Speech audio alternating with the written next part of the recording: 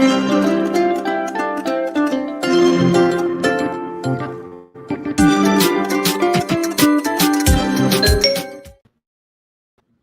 hello. Let me do a quick intro. Welcome to Tech Tuesday, that we like to call it over here. If this is your first time visiting, then let me start by telling you that this is my day 76 of 90 consecutive days of live streaming, and we've made it this far. Yay! Let me start with my intro and say, hey there, YouTube, slasher chicks and slasher dudes. My name's Alicia. This is Slasher Chick TV, where we like to talk about growth mindset and negotiation strategy. So you never have to choose between this or that. You can always say yes to this / that. And on Monday Moves Monday, we were talking about startups. And today on Tech Tuesday, I wanted to talk about the fact that one thing I think not enough people are talking about are all the non-technical roles that are available in tech, and how that can very much be leveraged to increase your salary like by an X fold, okay, by a multiple. And so I have a little bit of I have a little video to show you on some thoughts about that, and then we're going to talk about it. We're going to try something a little bit different than what we've done in previous streams, because this little video is a little longer than some of my other previous videos, but it has lots of valuable content, so hopefully you find value in it. And then we'll talk about it, answer some questions that you might have, and acknowledge the time. Thanks, Rudy. It is 8:09 Eastern time, though, where I am in Philadelphia. And well, now it's 8:10, so without further ado, we'll go ahead and get started. Imagine Sarah, a history buff with a knack for storytelling. She could captivate an audience with tales from the past, weaving intricate narratives that left everyone spellbound. She landed a job at a tech startup, not as a coder, but as a content writer. Her role was to craft compelling stories about the company's mission and products. Fast forward, she's now their chief storytelling officer. She leads a team that shapes the company's voice and brand through powerful narratives. Sarah's journey, proof that you don't need to code to thrive in tech, you just need to find your niche. Her storytelling skills became invaluable in a world driven by technology. This is the new face of the tech industry. It's no longer a playground for just engineers and developers. It's a dynamic ecosystem where various talents converge. The industry is booming, creating a massive demand for diverse skill sets. From marketing and sales to design and human resources, the possibilities are endless. Every role is crucial in driving innovation and success. The tech world needs people who can communicate, strategize, and empathize. These skills are essential in creating user-friendly products and services, people who can bridge the gap between complex technology and everyday users. They make technology accessible and understandable. So if you've ever felt intimidated by the technical jargon, fear not. There's a place for you in tech. Your unique skills are valuable. Embrace them, and you might just find your own niche, just like Sarah did. Let's break down this non-technical galaxy, a universe teeming with opportunities beyond coding and engineering. Think of marketing gurus crafting compelling campaigns for the latest apps, using their creativity and strategic thinking to capture the audience's attention, or creative wordsmiths like Sarah weaving narratives that resonate with users, turning complex tech jargon into engaging stories that everyone can understand. Picture project managers, the conductors of the tech orchestra, ensuring projects launch smoothly. They juggle timelines, resources, and team dynamics to deliver success. The numbers don't lie. LinkedIn reports a surge in demand for roles like sales development representatives, executives, and business development managers. These professionals are the frontline warriors, driving growth and building relationships. The U.S. Bureau of Labor Statistics predicts a 10% growth in marketing occupations within the tech sector by 2031. This growth is fueled by the increasing need for tech companies to stand out in a crowded market. This translates to a wave of new opportunities for those with the right skills, opening doors to exciting and fulfilling careers. And it's not just about numbers, it's about the unique contributions these roles bring to the table. It's about the impact these roles have. Storytelling, for instance, is crucial in making technology relatable and engaging. They are the storytellers, the strategists, the bridge builders, connecting the dots between technology and its users. They humanize technology, making it accessible and meaningful for everyone, ensuring that innovation serves the needs of all people, not just a select few. Now, let's talk about the perks. Tech companies are known for their competitive salaries, but the benefits go beyond the paycheck. Think flexible work arrangements, opportunities for professional development, and a dynamic, fast-paced environment. Imagine working alongside brilliant minds, constantly learning and growing. Tech companies foster a culture of innovation and collaboration. They value creativity, problem solving, and a willingness to challenge the status quo. Moreover, the tech industry is making strides in diversity and inclusion. Companies are actively seeking individuals from diverse backgrounds, recognizing the value of different perspectives and experiences. But how do you transition into this exciting world?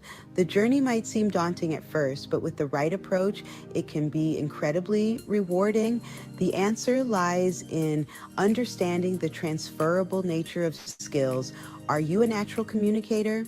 Your ability to convey ideas clearly and effectively is a highly sought after skill in many industries. Tech companies need marketing and communication specialists. Do you have a knack for organization? Your talent for keeping things in order and managing tasks efficiently can open doors to numerous opportunities.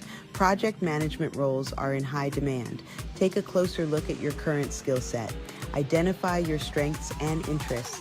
Then explore how these skills can be applied to the tech industry. There are numerous online resources and boot camps that can help you bridge the gap. Remember, you don't need to be a coding whiz to thrive in tech. Your unique skills and experiences are valuable assets that can be leveraged in this dynamic industry. Whether it's through online courses, networking events, or mentorship programs, there are countless ways to gain the knowledge and confidence needed to make a successful transition. Embrace the challenge, and you'll find that your skills, when reinvented, can lead to a fulfilling and prosperous career in the tech world. Section 5, Charting Your Course, Navigating the Tech Frontier. Start by exploring different roles in companies that align with your interests. Research their culture, values, and the skills they seek. Networking is key. Attend industry events, connect with people on LinkedIn, and reach out to individuals working in roles you aspire to. Don't be afraid to reach out and ask for informational interviews. These conversations can provide valuable insights into the day-to-day realities of different roles and help you build connections within the industry. Remember, the tech industry is constantly evolving. Stay curious, embrace continuous learning, and be adaptable. The more you learn and grow, the more you'll thrive in this dynamic environment. Section 6, The Power of Networking. connecting the dots. Networking isn't just about handing out business cards, it's about building genuine connections and fostering relationships. Attend industry events, join online communities, and engage in meaningful conversations. Share your story, your passions, and your career aspirations. You never know where a simple conversation might lead. You might meet a potential mentor, discover a hidden opportunity, or gain valuable insights from experienced professionals. Remember, networking is a two-way street. Be willing to offer your help and support to others. The more you give, the more you'll receive in return. Section 7, the future is now.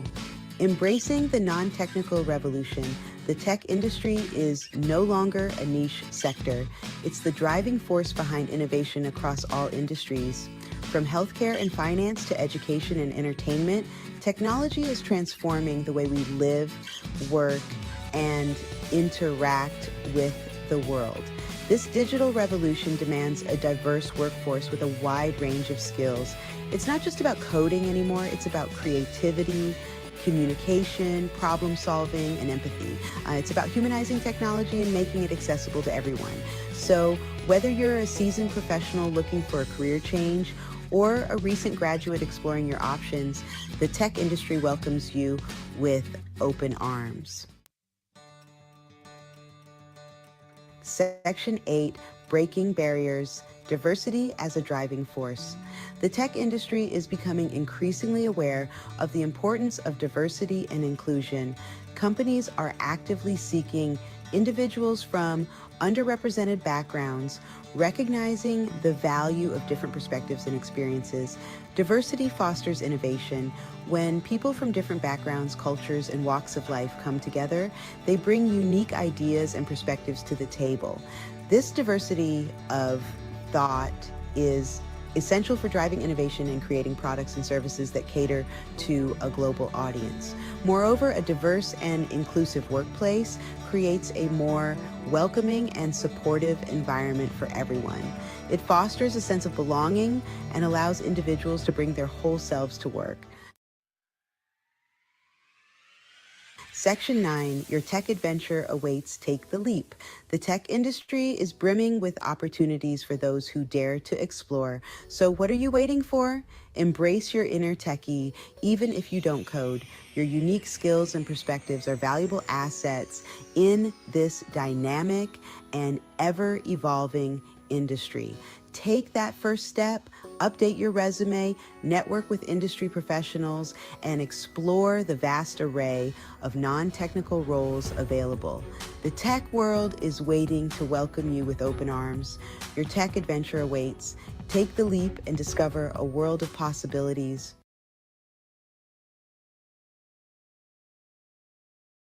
Oh, I almost forgot how to add myself back to the video. But that is the video that just gives us the basis of what we're talking about right now. That I think many people don't see themselves working in tech because they're like, well, I don't code, I don't build software, so what would I do in tech?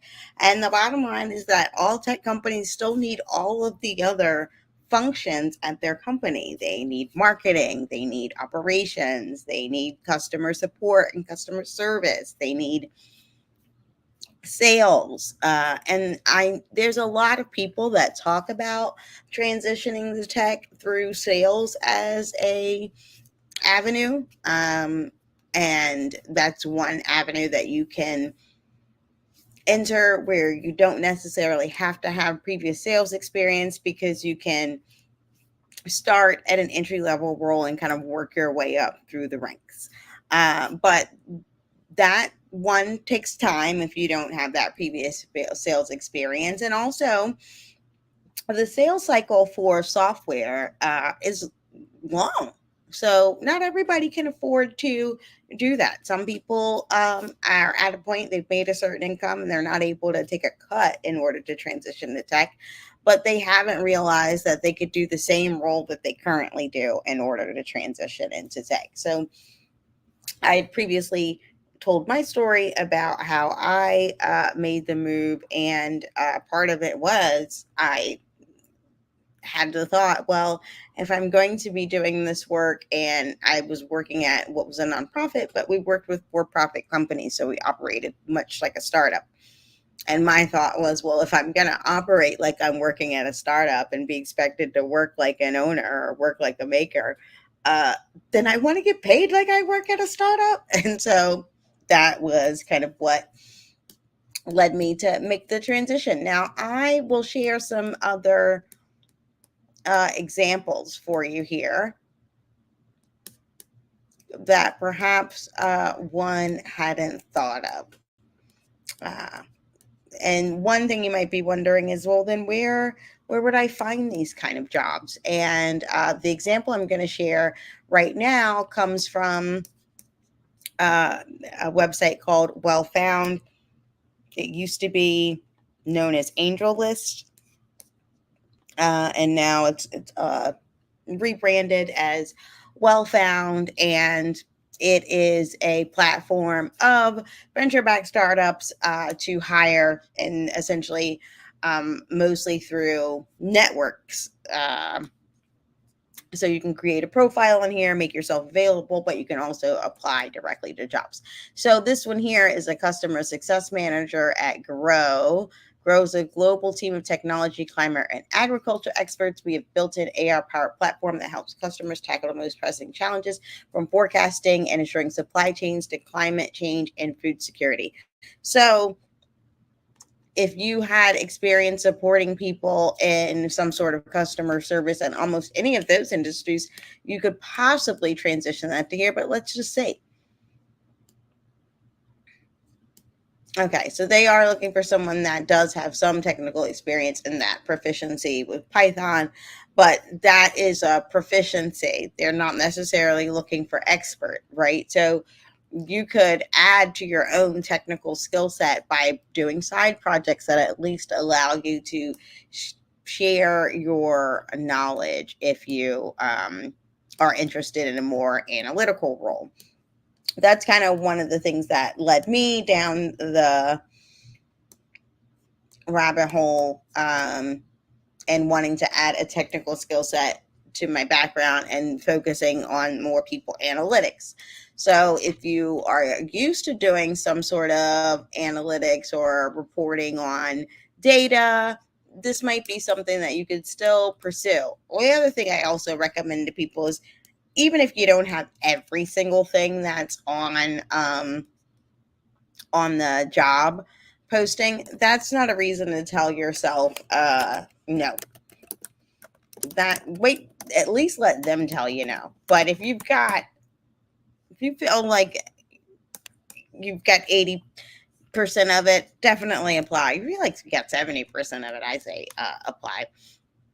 But that's that's just me. I'm not going to tell myself no before I let someone else do it. But so many, skills are transferable, like your problem solving skills, your communication skills, your relationship management, project management. It didn't necessarily have to be a technical project to be able to show your project management skills that are transferable. Now, I'm going to use this example here on, and I have a website. I have a previous video posted about this, about lots of places to find remote jobs, because in addition to transitioning to tech, I wanted to work remotely, and so I've only looked for remote jobs anytime I've ever looked for a job since, and I've been remote since about 2018. So although the video that I posted about this is maybe 2 years old now, a lot of those sites are still the top sites to go find remote jobs. But at any rate, and on We Work Remotely, the purpose of me showing this to you here is, say your background is not, and well, I don't have any tech experience, but I've got management or finance or operations experience. Then you could look for roles that are specifically for that. And here you can even subscribe to get them sent directly to your inbox. But let's look at an example. I also like, okay, let's see. Now, this one actually is a Europe based job. So I don't know if they're hiring you as residents, but that's not the point. The point is, for this, you really only have to have client onboarding experience. Doesn't necessarily have to be client onboarding experience at a tech company, but experience onboarding a new client. Um, so that's just one example. Probably not the best example because I didn't check one that was not for Europe first. But let's see. I'm going to move out of, yeah, back to out of customer support to management and finance and all of the remote. Actually, let's click this one and go straight to just that category. A collections specialist. They're looking for prior collections experience. Now, I say that you can move to tech as a way to increase your income. Maybe one way that you increase your income isn't necessarily that you increase the wage, but this is now a work from home, fully remote experience that allows you to cut down on your commute, cut down on the wear and tear of your vehicle, has these generous paid time off that's different than your current role, etc. There's just lots of different ways in which one can be compensated for a job that may not be just the money, but that has the flexibility that you might not find in a more traditional workplace versus a remote tech workplace. And for someone who was in maybe a collections experience or a call center role, this would be a great job for someone that's trying to transition into a company that allows remote and work from home work and considers themselves more tech leaning. Now,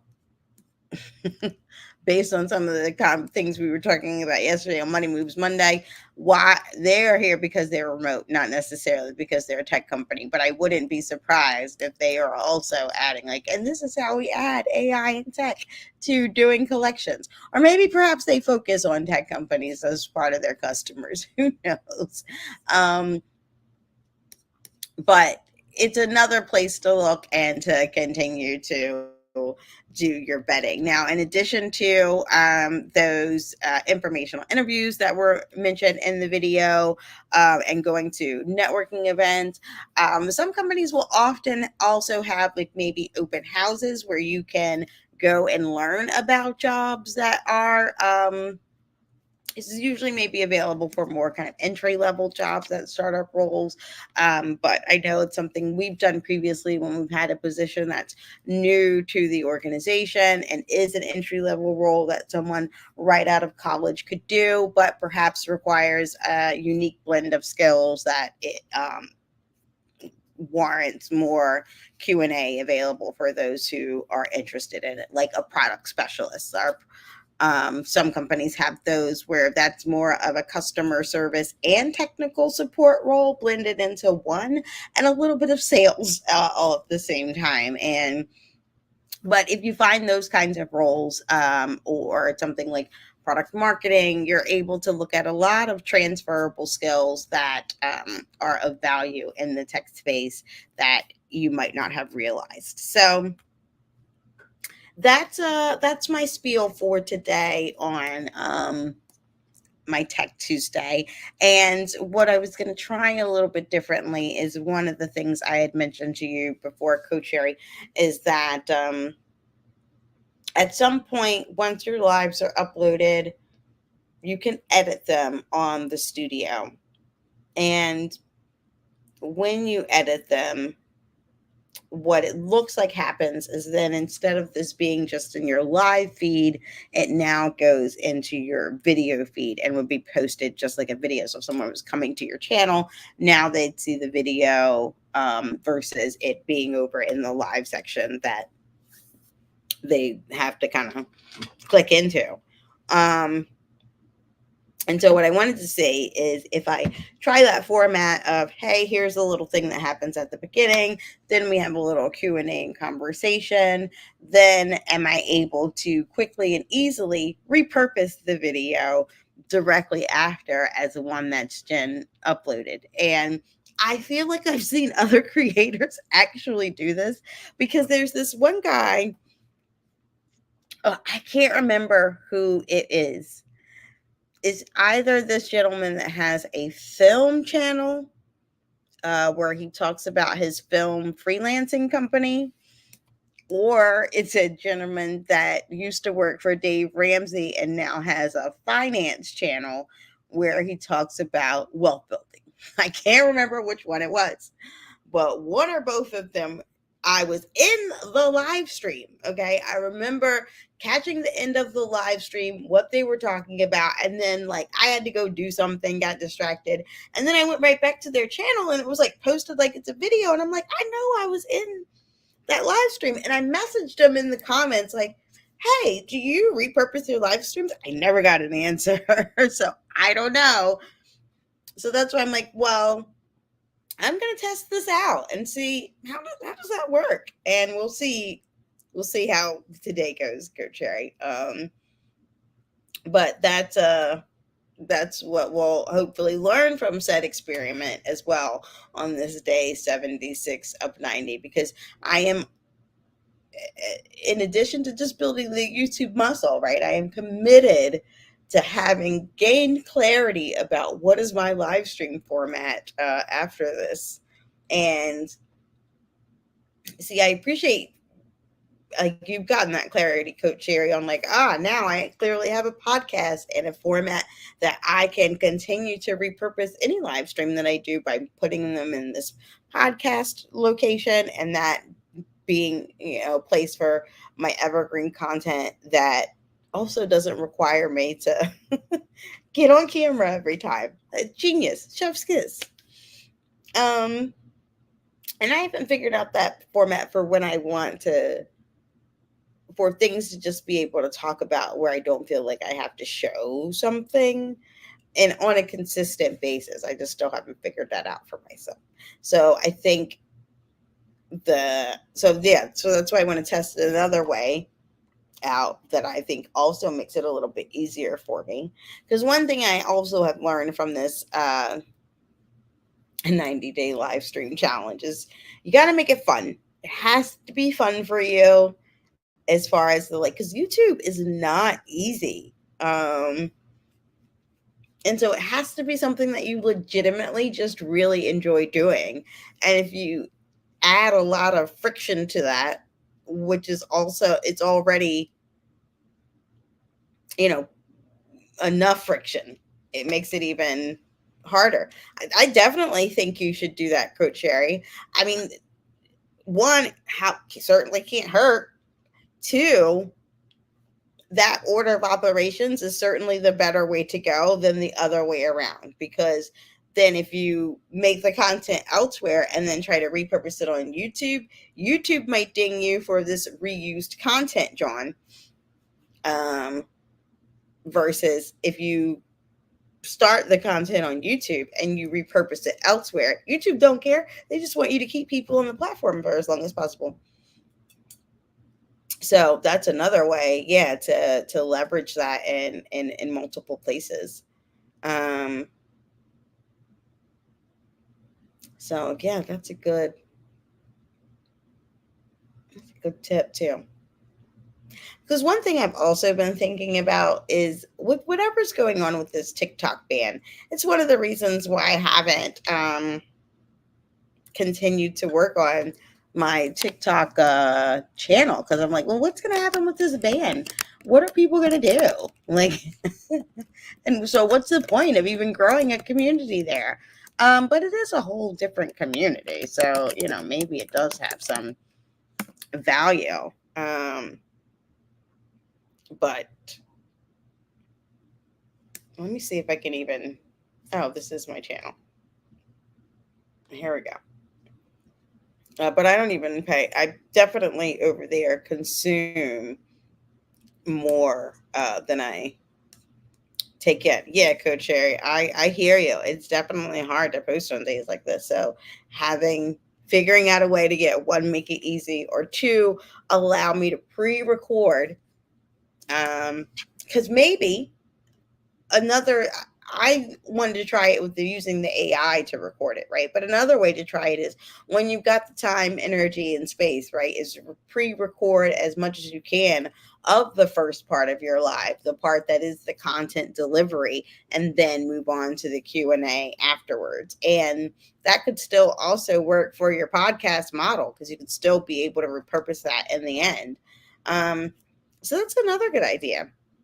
Uh, but I know one thing for sure, and two things for certain, is that made it through day 76 and you're closer to your goal, and that by the end of this day 90 we'll figure it out how we'll clean up our channels and what happens next, but we will have made it. And so with that, I'm going to go ahead and log off so I can check off another one